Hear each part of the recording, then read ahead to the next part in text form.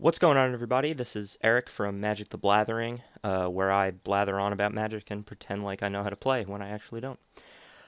This is actually just a test video. I am testing out Camtasia, make sure that the screen recording software is working, make sure that my microphone's working.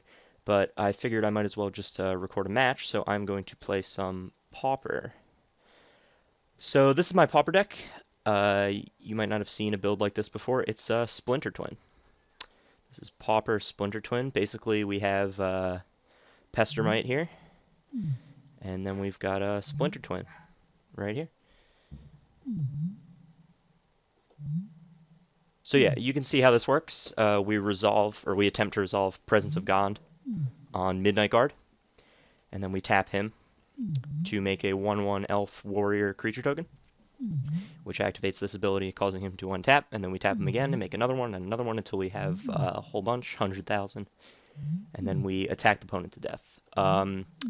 So the tokens don't have haste, so a pretty common occurrence is that we make 100,000 tokens and then we just die, or the board gets swept, and then we just lose.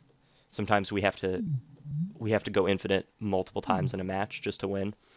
To try to mitigate that, I have stuff like a Soul Warden, so now at least if we make 100,000 tokens, we can gain 100,000 life. So even if we can't attack, the dog is barking.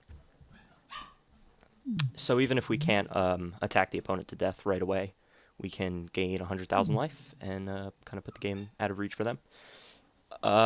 So that's our win condition. Also, just to give like some redundancy to the combo, I have Devoted Druid, which with Sigil of the Nile Gods. So the way this works is if we can resolve both of these auras on Devoted Druid, we can make infinite tokens. We put a -1/-1 counter on him to untap him, making an elf.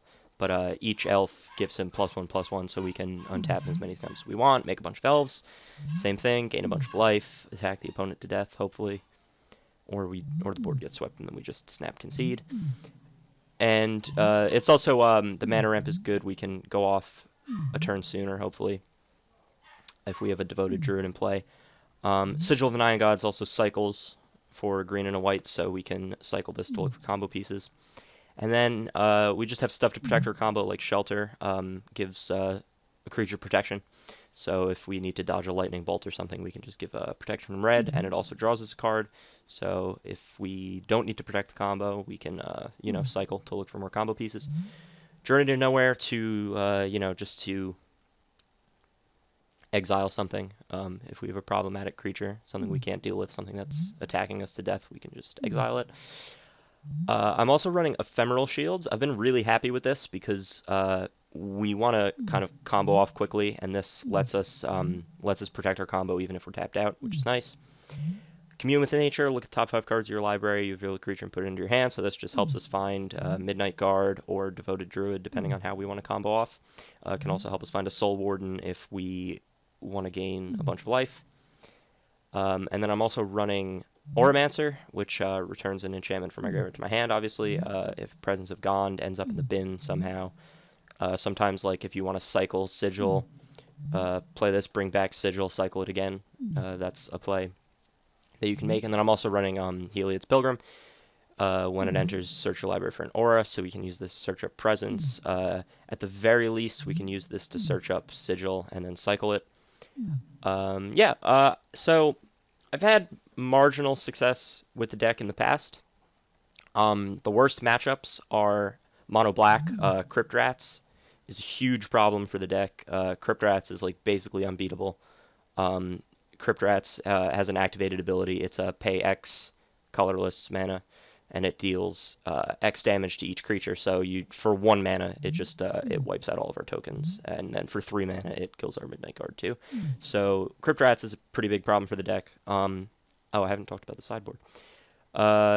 So in the sideboard, I want to mitigate stuff like Crypt Rats. I want to kind of morph into like a beatdown creature deck. Like I had Triplicate Spirits sitting around from like M15 drafts that I did in my collection. So same thing with Centaur Healer. It's just a big body. We can suit suit some of these guys up with like Sigil of the Nine Gods, make them pretty big. Just beat the opponents down that way. I'm running extra ephemeral shields. Usually I'll side these in if I decide to side out Journey to Nowhere if I'm playing against a deck like Mono Black where there isn't really creatures that I care to deal with. I have Pillar of Light to deal with like Ulamog's Crusher and stuff. Naturalize, I mean, it's just Naturalize. I don't know, this isn't much of a sideboard. Ranger's Guile just to try to protect the combo a little bit better. Yeah, it's not much of a sideboard. I have to play a little bit more Pauper, get a better idea of the metagame, figure out which cards will be good. I know what my deck matches up badly against, but I don't necessarily know how to deal with that. So, yeah.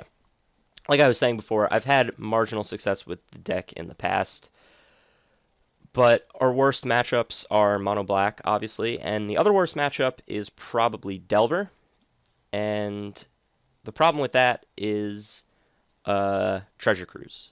Treasure Cruise, since Treasure Cruise was printed, Delver is hugely popular in Pauper, and that's not good. So basically the game plan against Delver is to windmill slam the concede button.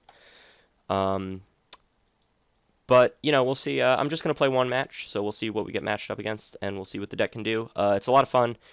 It's pretty unique. Not a lot of people... The matchup against Mono Blue in Game 1 is actually pretty good because no one counters Midnight Guard. If a lot of people aren't familiar with the deck, nobody really wants to like waste a counterspell on a Midnight Guard. It seems pretty innocuous. And then we can just wait till they're tapped out, slap down a Presence of God, and go to town. So yeah, we'll see if we can make 100,000 tokens today, or we'll see if we just lose, which is probably more likely. See you guys in the matches.